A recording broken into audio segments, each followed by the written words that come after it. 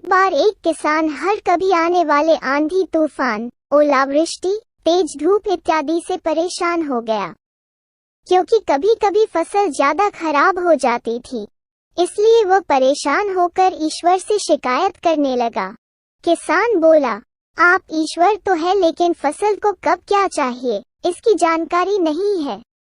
जिसकी जरूरत भी नहीं होती है वह भी देते रहते हैं।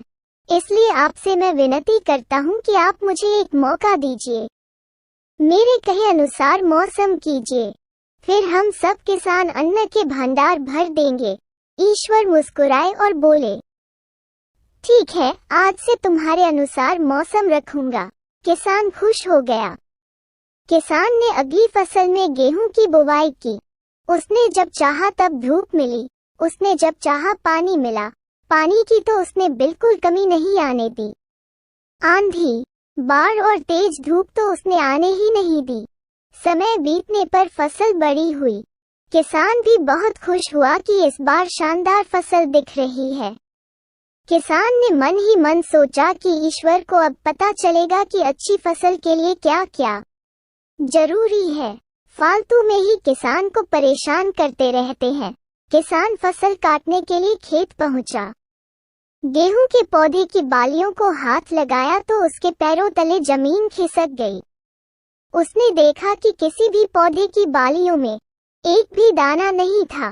किसान दुखी हो गया और बोला, हे ईश्वर, ऐसा क्यों हुआ? क्योंकि मैंने तो सब कुछ सही किया और सही समय पर किया। इस पर ईश्वर बोले, हे प्रिय किसान, ऐसा तो होना ही था, क्योंकि तुमने इन पौधों को बिल्कुल भी संघर्ष नहीं करने दिया। इन्हें ना तो तेज धूप में तपने दिया, ना ही आंधी का सामना करने दिया। इन्हें किसी भी प्रकार की चुनौतियों का सामना नहीं करने दिया। इसलिए बाहर से भले ही अच्छे दिख रहे हो, लेकिन ये अंदर से बिल्कुल खोखले हैं।